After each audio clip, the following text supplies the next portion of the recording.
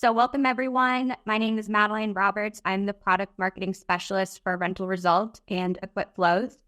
And I'm so happy to be with you all here today to learn a little bit more about some really great features that RentalResult has to offer.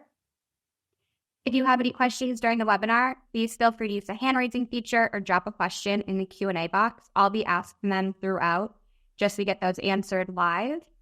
And to tailor today's audience or presentation for our audience, we wanted to ask a quick poll. And this will just help understand the level of use that you all have in RentalResult. So you could be a brand new user, never use the product. This is just great to understand. So while you all fill out the poll, I am so happy to introduce to you our host, Jimmy Wilcock. I'm sure many of you know who he is, but I will give a nice introduction to him. He is our CSM for RentalResult and EquipFlows. And before Jimmy worked at Win Systems, he worked for 13 years in the construction industry, where he managed a diverse range of equipment from the tiniest tool to the largest piece of equipment. He has really done it all. We are so happy to have Jimmy lead our discussion today for Back to Basics with RentalResult. So before I hand it over to him, I just want to take a quick look at the poll. It looks like we have a few people who have never used the product, some that are beginners and some intermediate. So no one has said they're an expert yet. So maybe after this session, we'll have a few experts. But I will pass it over to you, Jimmy. Thank you. Thank you very much, Madeline. So good morning, good afternoon, or good evening, wherever you join us from around the world. I'm really pleased that you could join us today for this webinar. So we're going to go back to basics and take a look at some of the features of the RentalResult / EquipFlows product. And as Madeline said, if you do have questions, some of you that haven't seen the system before, or some of you that haven't seen some of these features before, please do use that chat feature. I'll be happy to answer any questions you've got. And also afterwards as well, if anybody wants to have a conversation, we can always set up some time to have a chat on the sidelines of this webinar. So today we're going to focus on 3 areas. We're going to look at managing work order parts purchasing. So there's a conventional way of creating purchase orders to vendors for parts or stock consumables or even bigger assets. But we also have a feature within our workshop ordering module where you can actually intrinsically link a purchase order through with a work order just to help that process flow just be a lot more efficient. So we'll take a little bit of a deep dive looking at that.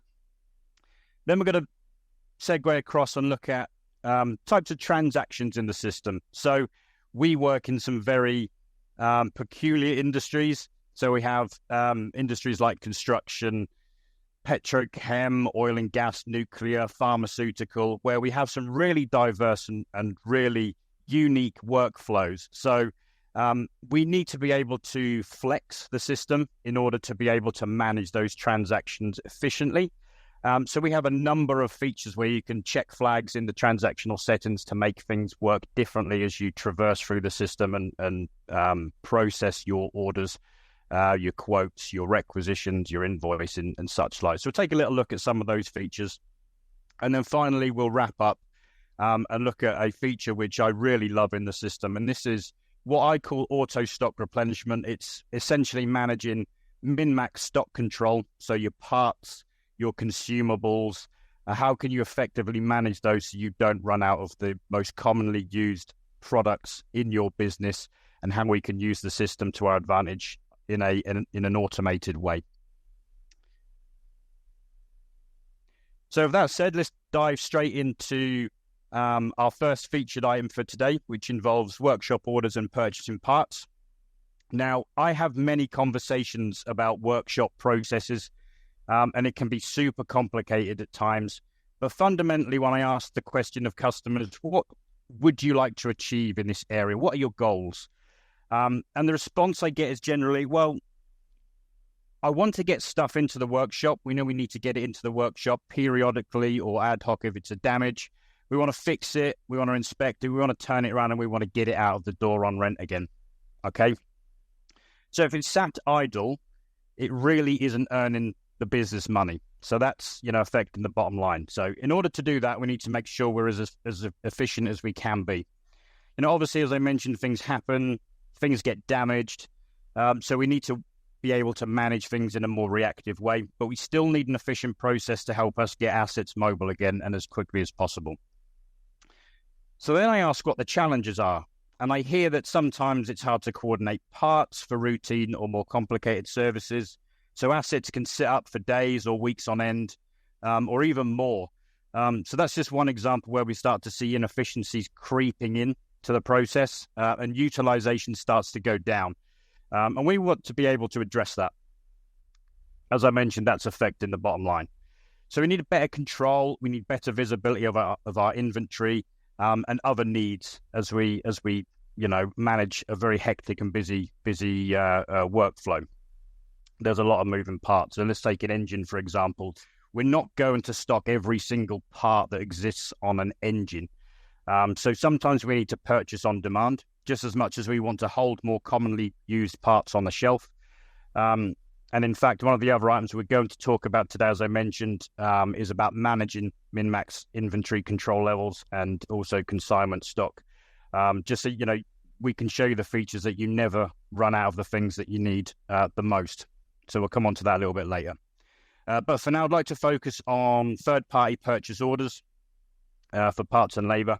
So as I mentioned, instead of using a conventional method of raising, say, a standalone purchase order in the system or outside of the system to a vendor, and let's face it can take many phone calls, many emails, lots of coordination to inquire about stock, inquire about certain parts.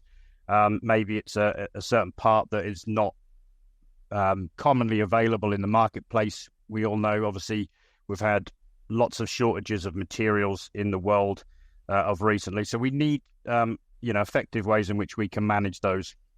So we devised a feature where users can link into or through the workshop order processing, can link through to a third-party purchase order, so we can bond those two documents together and manage those effectively.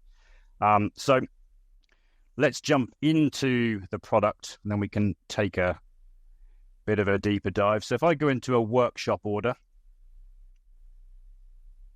and let's create one I have a mini excavator. So let's find my asset number for my mini excavator. So asset 3229, and I'm going to assign it to my repair service. We'll start that today. Okay, so if I jump through to my worksheet and then my lines, so the first thing I can do when it comes to workshop orders, I can actually predefine what my parts list is. That helps us with the visibility piece. If we know it's a routine service and we know we're doing something with the engine, we can predefine those parts that we know we're going to use on that particular engine service. So as you can see in my example here, 3 parts linked to this repair. First thing I can do, I can actually go ahead and open up one of my lines, and I can come down to my allocate button, and you can see that I have 3 options. So I can actually look up my inventory. So I can put a quantity 1 in my inventory there, and I can actually look up, and the system will tell me, do I have this on the shelf? So with this particular item, I actually do. It tells me the bin location that part actually exists in, and it tells me how many I've got available to pick. But let's say, for instance, I don't have that feature available to me. Then I also have an option to link through to third-party parts. And down the bottom, you can also see there the option to link it through to a purchase order. Okay, so you can see already, whilst I'm processing a work order, I don't have to come out of the system and go somewhere else to look for this information. The information can come to me within a couple of clicks. And that's really helpful where we're trying to blend a mix of using our own inventory, our own stock that's on our own shelves in our own warehouse, but also complementing that when we need to order on demand with a third party. So I'm just going to back out of here for a second and come back to my main parts list. And you can see down the bottom of my screen, I have a button here that says purchase. So if I click on that button, the system can be clever enough to be configured to hold preferred vendors against specific parts. So you can see here I've got my 3 items. I have my EGR valve, my workshop part, and my fuel sensor here. These are the items that I need to purchase. And the system will tell me who the vendor is, as I mentioned, and we can also hold the price list for those parts against those records in the system as well. So we're really trying to be, as I mentioned, efficient in the way that we're processing things. So I want the system to tell me who is the vendor that I get the best rate from, who is the vendor that I get the best service from, so I can actually make the right decisions for my business. So what I can do with this is I can mix and match, and I can select the lines that I want to create a purchase order against, and I can hit this button down the bottom here that says create contract. Now, this is automatically going to default to who the main preferred vendor is for the product, so we can set that in the system. And we can also say to that vendor when we create the purchase order, are we delivering this directly to the job site? So is this a repair that's happening on site, or are we going to deliver that part to the branch? So if we select the site option, when we go to the address section in the purchase order, it's going to default to the project address that the asset's out on rent to currently. If it's not, if it's in the workshop, we switch to the branch, and the parts will be delivered to us in the workshop. So there's a little handshake purple icon next to the vendor lookup. I can click on that, and that will actually give me an option to do a wide-ranging search of the system to say, okay, who else are my preferred vendors for that product in the system? So I have now 2 options available to me. So in my system, I have a construction supplies vendor and also have a general supplies vendor. So again, being able to make the right decisions, making sure we're using the right vendors that are giving us those competitive rates and the competitive service advantage, the system can be clever enough to tell us who we need to use. So I'm going to stick with general supplies for this. So I click the OK button, it's going to go away, it's going to register that, and then the next screen that's going to pop up is a purchase contract entry. So this is now where we're starting to bond that workshop order into that purchase order. So you can see in my purchase reference, the system will copy across the workshop order number. And if I navigate across to my products tab, all of those lines are going to automatically pre-populate. And that's super helpful. So again, we're just reducing the double entry in the system.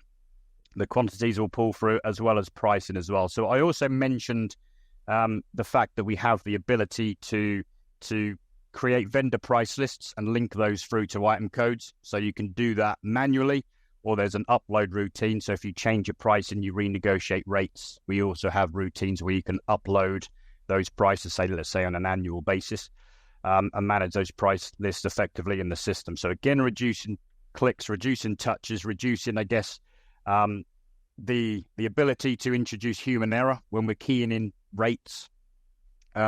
If we've got predefined rates, then we don't need to touch the system, just let the system do its thing.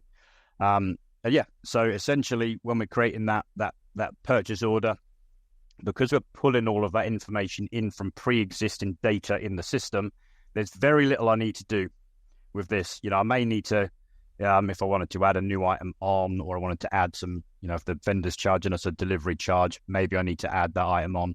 But essentially, as you traverse through those screens, the system is actually going to pre-populate all of the information that you need. So then you can just go ahead at that point and save that document. And then that will create that purchase order. And then the next dialog box is, in terms of process workflow, is going to be that PDF of that purchase order. So as you can see on screen, we can either preview the document, we can print it out, fax it if people are still using fax machines, or we can go ahead and email it from the system as well. So that's super helpful to us. So we can actually order the parts, send it off, forget about it until it arrives, and then we can do our goods in from purchase order in the system, bring the inventory into the system, and then consume it against the work order. So if I hit the close button on that, the system is then just going to drive us straight back into our work order that we're working on. So if I cancel out of that, you can notice there on the quantity box behind that box that was just up on screen, those quantity lines were red initially because they were unallocated. You can see they've now turned amber.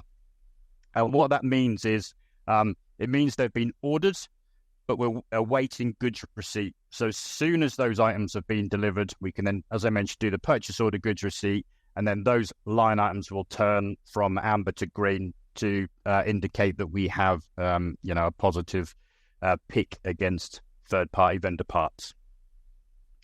So, I mean, that in a nutshell is essentially the feature that we've delivered here. As I mentioned, you can predefine those parts in the system, and you can make your own decisions whilst you're in one screen. You can look up your own inventory. You can make those decisions on the fly as you need to. So just helping that whole process flow. Madeline, have we got any questions? Yeah, thank you, Jimmy. We have a couple questions. One, is there an integration with Smart Equip? So yes, so we can create integrations. We have certainly done that with other customers in the past, where we integrate with other third-party systems to call out and look for stock levels, inventory levels, or actually call out to automatically create a requisition or automatically create an order. We obviously need to look at that as an individual case-by-case basis in terms of API integrations. But yeah, absolutely, it's certainly an area of the system we can look at for integrations. Awesome, thank you. And then, can you have more than one preferred vendor per part? Yes, absolutely. So you can have as many preferred vendors as you like for parts, and you can again make those decisions. You can actually mark certain vendors as more preferred, so you can actually create a league table of vendors to say we go here first, and then we can go down to this level thereafter. But yeah, absolutely, there's nothing stopping you from creating as many preferred vendors as you like. Well, thank you. We have another question. Are status notifications within RentalResult or email? Is there a chat function within each work order or purchase order? So a chat function? Yep, a chat function within each work order or purchase order. Is it within RentalResult, or is it through an email? So that would be through an email currently. So there isn't currently a chat feature available to, obviously, I guess, instigate a conversation through to a vendor, if I've understood the question correctly. So we can kick out and send emails out of the system, as I mentioned, with those dialogue box that pops up. So we can actually start the dialogue through an email and push that through the relay within the system. Yeah, they added, this is from Stefan, he actually added a little bit more detail to this. So in Min's reference, it'd be to discuss part requirements with techs or part staff. Yeah, I got you. So that would currently be outside of inside the work order, either through Teams or WhatsApp or something like that. But it's a great point. I'd love to connect with Stefan afterwards and talk through a little bit more and see what options are available for us to, look at feature enhancements there. Awesome. Thank you, Jimmy. I will let you continue on with the next batch of features. Fantastic. Great questions, by the way. Really happy with those questions. Okay, so let's move on. Okay, so take a look at the next item in the webinar today, which is transactions. And it's, I guess for some people, might be a little bit of a boring subject, but actually, for me, when I talk to customers, it's around, you get to a crossroad. So when you create a quote or create a requisition in the system, we need to tell the system how it behaves beyond the point where we convert it to a purchase order or a contract, whether that's a sales contract or a rental contract. So basically and fundamentally, the transactions that you create in the system are the building blocks of how those purchase orders, contracts, work orders are processed in the system. So And because I mentioned before, we operate the system in some very complex industries. Sometimes no two transactions really follow the same flow. So we need flexibility. We need to be able to provide the system to our users that flex in times of need. We have people turning up in the yard and they have a pickup truck and they want to fill that pickup truck up and leave immediately. So for that, we'd use a feature called immediate dispatch, which bypasses some of the other processes like mobile apps that you can have configured in the system. So it allows the users to streamline the clicks in the system based on the demand and the need that's coming from the customer. And on some items, we may have notice for those. So, on other occasions, the process might be more thorough. And we may want to use mobile apps to go and pick, scan with a barcode or an RFID, put it onto a truck, confirm when that truck has been loaded safely, and then dispatch that truck out and be able to take photos of the items and be able to collect signatures and time and date stamp, the entire process flow. So, if we then have queries come in from, oh, this item didn't turn up, you can go back to the system and say, well, we have a signature for it. Here's the time and date stamp and the geolocation for that. So things like that. So this is, why I wanted to bring this one up on this webinar. So transactions for me are really, really quite important. And the point is that there are many variables, as I'm sure the people out there watching this webinar today can sympathize with. So we have to consider those when we're processing the needs in the system. So, let's come back out of the system here and let's head to item transaction here. So I'm just going to jump into item transaction just to try and articulate a little bit more of some of the features. So I'm kind of in the setup of the system here now. And as you can see, I don't expect everybody to know and understand every single button on here, but you can see we have tick boxes everywhere. And if I traverse across some of these tabs here, you can see there's drop downs with options and there's tick boxes. So these are fundamentally, in terms of transactions, these are the building blocks, if you like, of each transaction. And you can have multiple different transactions for work orders, for rental contracts, for purchase orders, for quoting. And they can follow a very dynamic workflow based on your business needs. So when we come out and we do discovery with you guys, before you implement the system, these are the things we're getting under the hood of. We're understanding your business. We're understanding how you operate. And based on that discovery, when we go through implementation, these are, the buttons that we tick to make sure the system works exactly how you need it to work when we get to a go live state. And we also have customers that have been on the system for 5, 10, 15, some of them 20, 25 years plus. And businesses change throughout the course of their lifestyle. Yeah, everyone grows, and everyone's mission is to be growing and making more money than they did last year. So as businesses grow and change, we often need to be able to change the way the system's operating.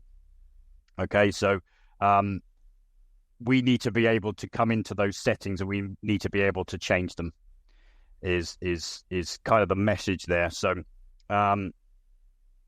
just to give you a little bit of a flavor for some of the transactional changes that you can make, as I mentioned, you can have a transaction. So when you go in to create a rental contract, you can select whether it's a quote or whether it's a contract you're creating, and then you can select whether it's an immediate dispatch that you're creating or whether it's going to flow through workflow like I mentioned, the mobile app. So in fact, if I go to my basic details tab here, you can see here I have buttons ticked here to say, do I want to receive a requisition? So for any of you guys which are on the webinar today that use JobSite Portal, it's an online shopping catalog. Your users go on there, they shop, and they submit a requisition that lands into the control center in the workflow queue. And we're going on this particular transaction type. It allows me to receive a requisition against that transaction, and it allows me to then convert it into an order, a contract. So I have that button turned on. Now you can see under that I have transport planning, and automatic logistics picking turned on. So if I use this transaction when I'm converting my requisition to a contract, the system's going to say, you need to use the mobile apps, and you need to use the transport planning control center. So when I save that document, when I'm finished with it, the next step on is it's going to go and create a logistics document. And then from there, I can then tell the system, do I want the system to just go ahead and create me a picking document, assign it a document reference number, and automatically assign it to a picker? Yes, I can turn that on, or I can uncheck that and I can do it manually. So again, really getting under the hood of every business workflow and being able to make those configuration changes down to that minor detail so we can make the system work exactly how you need it to work. We also have a button there for streamlining logistics picking. So we may have a full long-winded process where we pick it on a document. It then goes to the driver's app, as I mentioned, and the driver confirms once the load is secure. And then we hand over to the dispatching app where as I mentioned, you can take photos, record condition, and take photos. We can streamline that and cut one of those apps out so you can actually reduce the flows in there as well. So as you can see, lots and lots of different configurations in the system for that. So some of the other features we've got, so things like rent to buy. So do we want to give an option in the system where we rent it and then maybe after 12 months, the job site says, do you know what, can I just buy it? Or the customer says, can I just buy it off you? So there's a button and a flag for that where we can allow the option to sell it whilst it's on rent. Sale or return.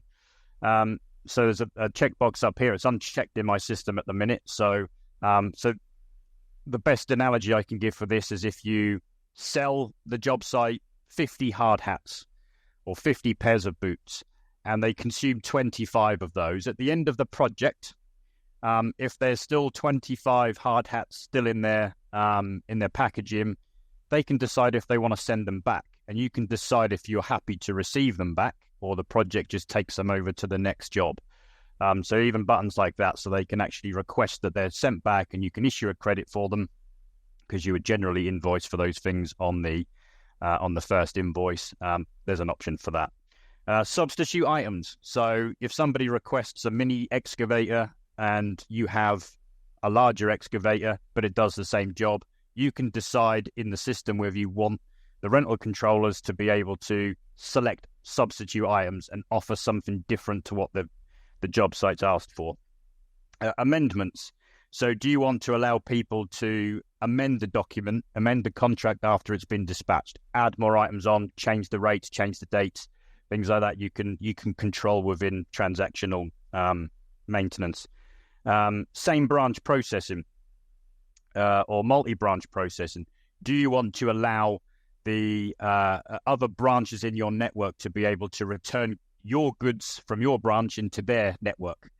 So allow quick goods receipting, so the ability to do fast track goods receipting against items. Immediate invoicing at point of dispatch. So do you want to set up an automated flow where when you dispatch an item, it automatically invoices that project so you don't have to do it manually at the end of the month?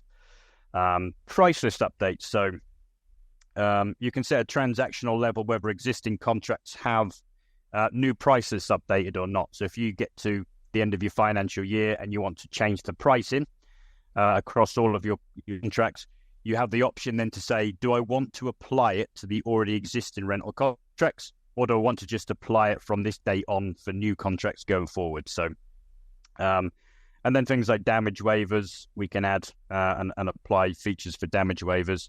And then, as I mentioned previously, and we showed you in the work order piece just before, do you want to allow these type of transactions to be able to link through to other third-party transactions like re-rents or third-party POs for work orders? So over the years, we've developed a lot of features, essentially just, working with the industries that we work in have helped us develop these features to help, these industries work well. So I could literally spend an entire afternoon going through every single different configuration available to you. So what I would say, if you're managing, different needs of your customers and want to explore where the system can help you transactionally, reach out to me, reach out to your CSM here at Win. We'll happily discuss all of the different features based on your needs. Madeline. Yeah, Jimmy, we've got a couple more questions from the audience. Great. One is, where in the main menu is item transaction found? They know where Control M is to do the search, but aren't sure what menu category it's under. Yeah, so if I can get this thing to pop off the top of my screen, or get rid of this. At the top of the screen, see if I can move this down a little bit. There we go. So under configuration, you can go to item setup and item transaction setup, and then item transaction. So it's under the configuration menu, system setup, transaction setup, item transaction. That's where you can find your list of transactions. There's also a cheat. So if you don't know, sorry, Madeline, I was just going to mention, because this is something I use a lot in the system. I use Control and M, and then I can just type in item transaction. So we covered this off in one of the previous webinars with some of the cheats. So very subjective, this subject, because some people love using Control and M to quickly get to places, but other people say, oh no, I really want to see where it exists in the module. So yeah, so that's where it is. Awesome. Thank you. And we have another question.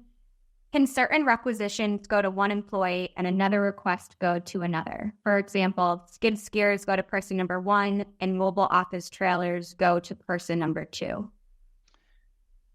So in terms of requisition, yes, when we receive a requisition into the control center from, say, the job site portal, you can actually go into the requisition and you can actually assign it. So there are features in there. There are options to assign it to a specific user for processing.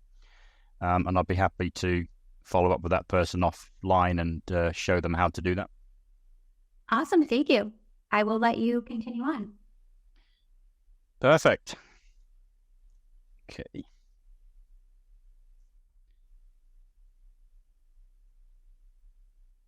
So let's move on to our third and final item for today. Min-max stock control and auto stock replenishment. So essentially managing inventory and stock level has long been a tricky business, which is why we developed a feature that allows you to manage stock level planning. And this exists within the item maintenance module. So ensuring you have enough inventory on the shelf to provide key services to not only your job site, but also to your workshops as well. It's really important. So we've spoken about equipment sitting idle because we don't have the parts perhaps to complete a repair.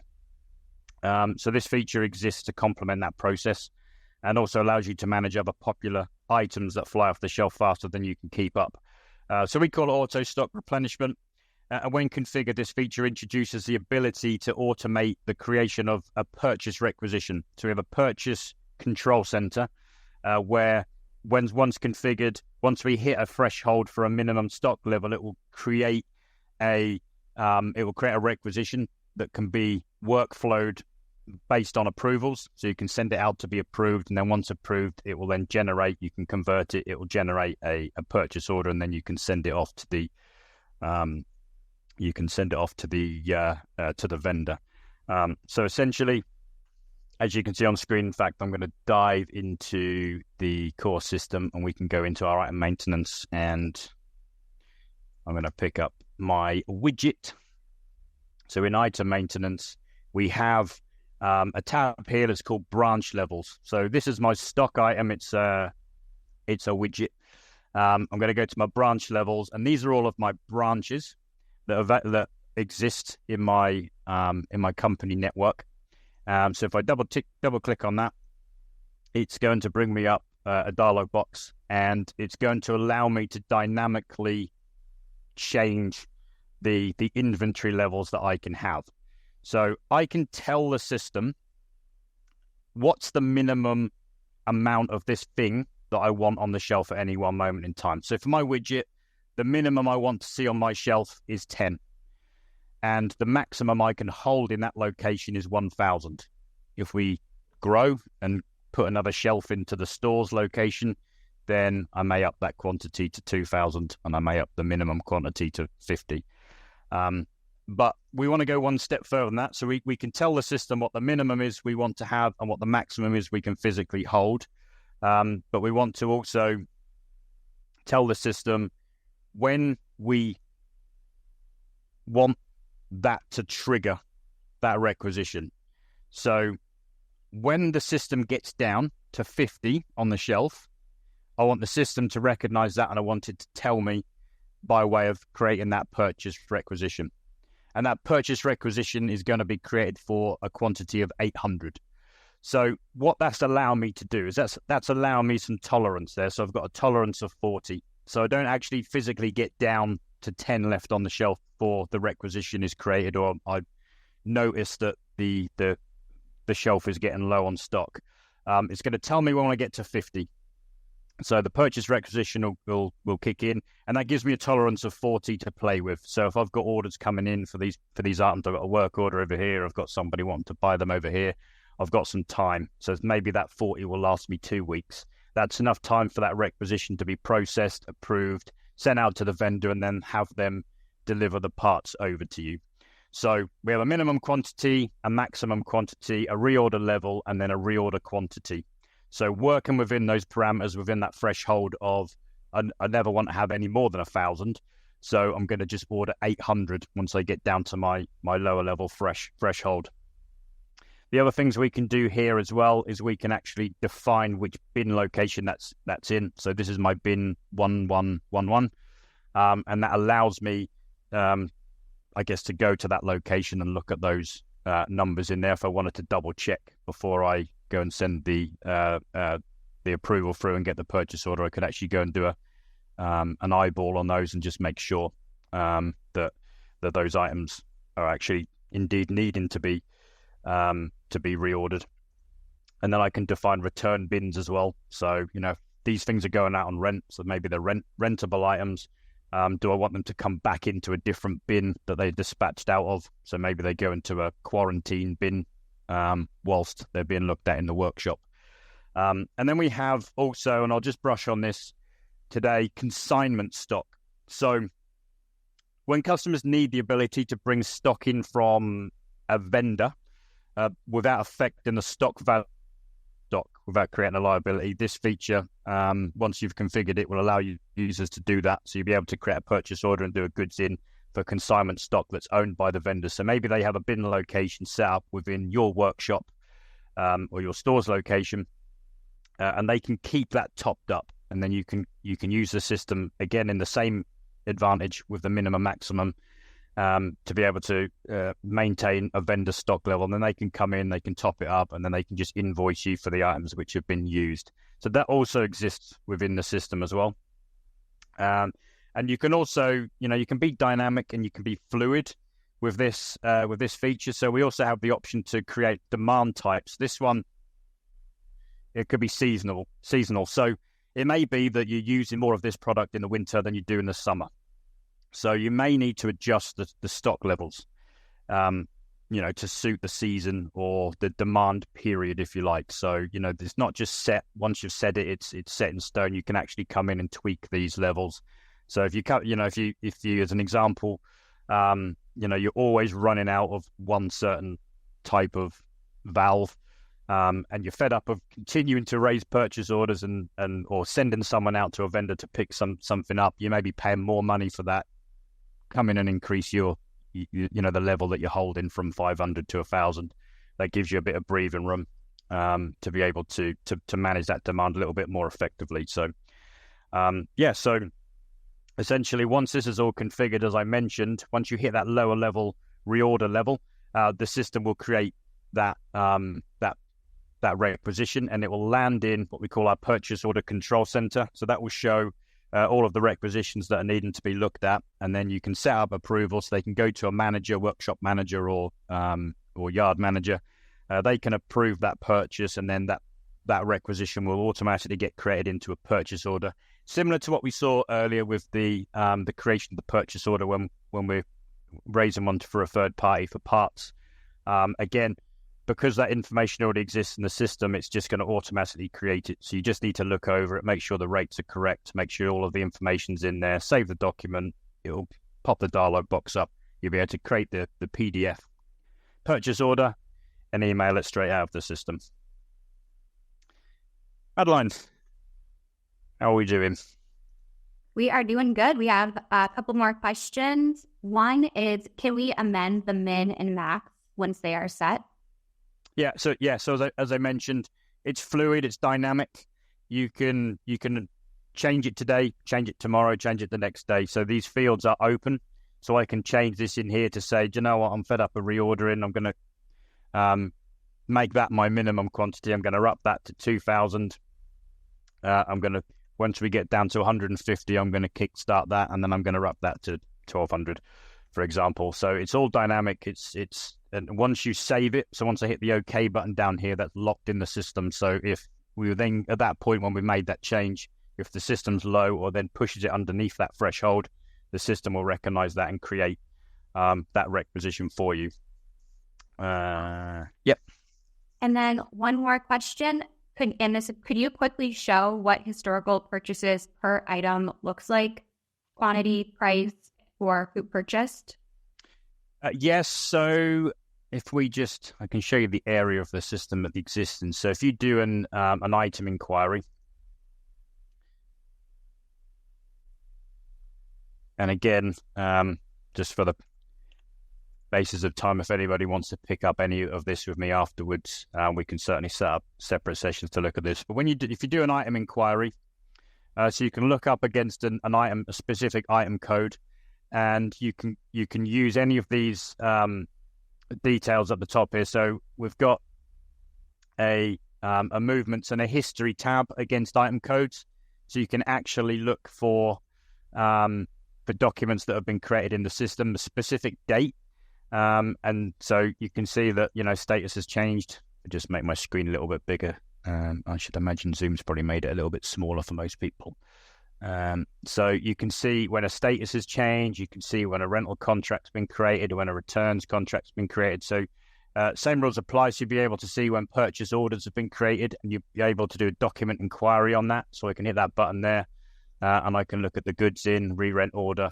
So all of your document repositories for that item code will exist in that section of the system. Hopefully that's what the question was, and that's helpful.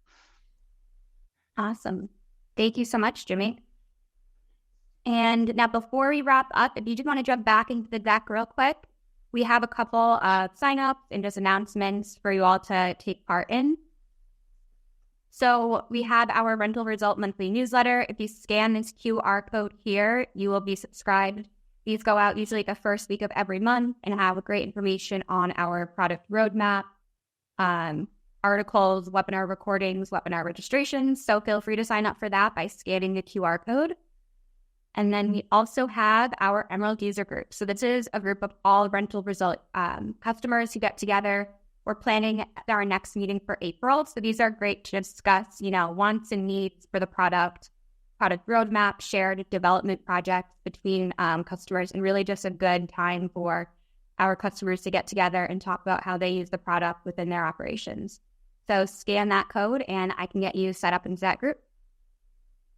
And then lastly, we have our monthly webinar series we've been doing. This QR code will take you to register for our fleet expansion webinar, which will be next month. And this will be all about how to use the product, industry, kind of strategies when it comes to when you should know to expand your fleet, which pieces of equipment to invest in, all that good stuff we'll be talking next month on. So thank you again.